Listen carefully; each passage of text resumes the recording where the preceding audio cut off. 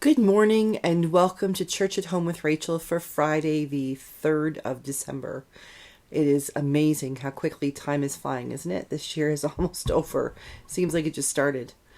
Maybe 2022 will be a year that brings us good health and slows time down a bit because at my age, don't want it to go fast. Just saying. This morning, I'm kind of in a good mood because I've had 24 hours, 36 hours to think about this. Because Wednesday night before I went to bed, I was watching CTV News at 11 o'clock just to get a rundown on the world. And one of the lead stories was that the House of Commons, the Parliament, passed unanimously a bill to ban conversion therapy in Canada. And I'll get into that in a second. But it was two big things for me. First of all, of course, the banning of conversion therapy, which, as I said, I'll explain in a minute. But the other thing is the importance of our government actually passing a bill in the House of Commons unanimously. People who had strong opinions about this topic, people who were really struggling to understand the negative power that conversion therapy had over people and the damage it was doing to people, God's children. But they came together and they voted unanimously, I'm going to cry, to ban this therapy. It can happen. Canadians, it can happen. Our politicians can set aside the politics of the day, their need to be reelected, their need to please the power brokers who support them, the lobbyists and corporations who give them the money they need to get themselves put into power. They can set that aside to do the right thing for Canadians. And they did it unanimously. Now we have to hope that the Senate will follow suit. And I pray that they will, that there won't be any shenanigans in politics and parties.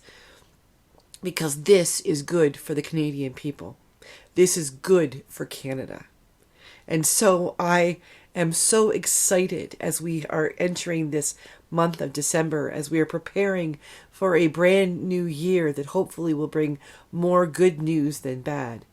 I am excited and hopeful and really prayerfully optimistic that we can set aside the ridiculousness of having to be first or best or the most popular so that we can actually do the work of being citizens in this country. And that as Christians, for those of us and those politicians who are, that they can continue to faithfully serve Christ, seeking Christ in all people.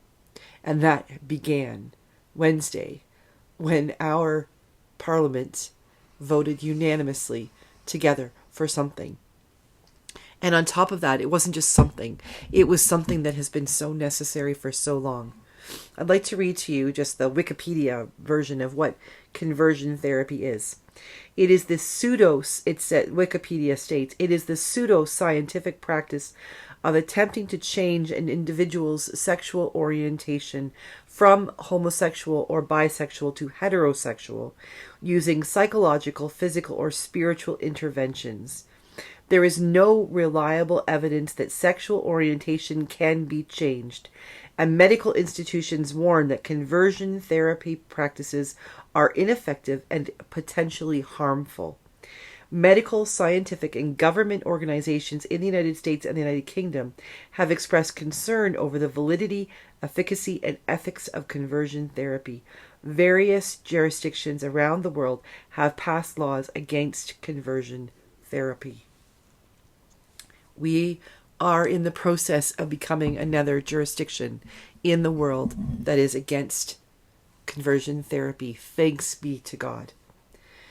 Even the idea that you would take a child of God, regardless of whether you believe that how their sexual orientation is appropriate, the fact that you would take someone that God created and then use your own opinion and try to change who they are in the essence of their being into something that you seem to feel is more appropriate or fitting is abominable.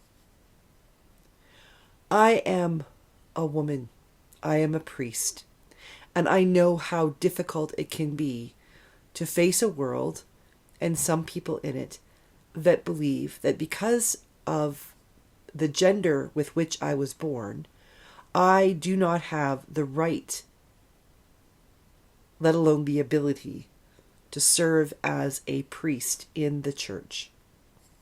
Now, over the years, over the last 22 years, there have been fewer and fewer people at least talking about that to my face. But even as recently as 3 years ago when I was in Halifax, I came across that on a fairly regular basis. That simply because of the gender which I happened to be born with, that in and of itself made me not appropriate to be a priest. And that's just to serve a vocation, to be fully who God called me to be. Now, can you imagine how much more difficult it would be for me as a female priest if I was a lesbian? If the person that I was in love with wasn't Robert, but Roberta? Because there are people who really do believe that homosexuality is a sin, or, I'm not sure, maybe even worse than simply being a sin, it is a perversion, an accident of God. Because essentially speaking, when we talk about conversion therapy,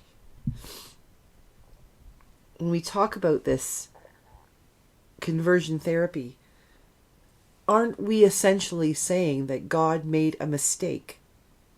That this person who was born the way they were born, with all of the instincts and all of the feelings and the genitalia that they have and their sense of who they are inside their soul, inside their body, that is a perversion, that they need to be converted, that what God created them to be when they were born into this world, somehow God made a mistake.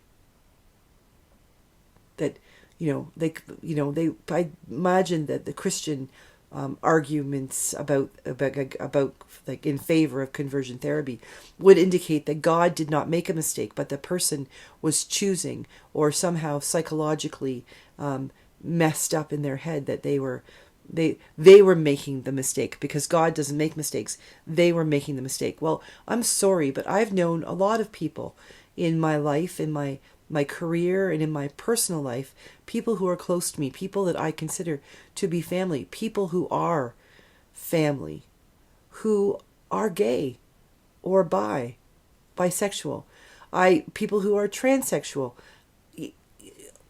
And I know them, and I look upon them, and as one who has been raised up by the church, to be recognized by as many as will, to see people and to look at them and try to look at them from God's perspective, to look at them as Jesus would look at them. And what I see is a child of God, born perfectly made, exactly how they are, and learning to grow and discover who they are and who God created them to be, and then having to discover that somewhere the perversion happened in the world. That somewhere someone determined, someone with enough power and influence, that they could change the minds of so many, or influence the minds of so many, that these people were not really fully people because they were somehow perverted or confused or messed up. That is complete and utter hooey. When God created in the womb each of us, whoever we are, whatever our sexual orientation may be, God did not look at that and say, oh no, what have I done? I made a mistake there. No, God created us and knew us in the womb. Before we were even knit in the womb, God knew who we were and who we would become. And God said it was good. It is not our responsibility to look at another and say that you are a perverse, that there is something wrong with you, that you need to be converted in your sexuality. No. It is ours to recognize the beautiful work and the creative work of the hand of God in each and every one of God's children. and to recognize that we need to learn to accept people for who they are, and encourage those who may be frustrated and confused or hurt because who they are is often seen by others to be wrong. We need to walk beside them and encourage them and help them to discover who they truly are and celebrate that. And so today I celebrate my family members and my friends and my loved ones and all the people I have yet to meet who are homosexual or bisexual or transsexual or two-spirited or whoever you are, and or heterosexual, whoever you are. I celebrate you as I celebrate the miracle that happened on Wednesday in Ottawa.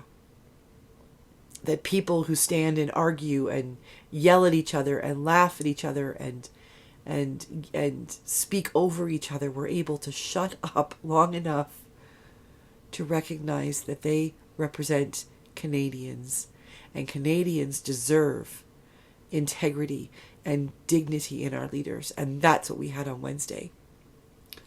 So we celebrate the lives of all of God's children, and we celebrate our politicians who did the right thing.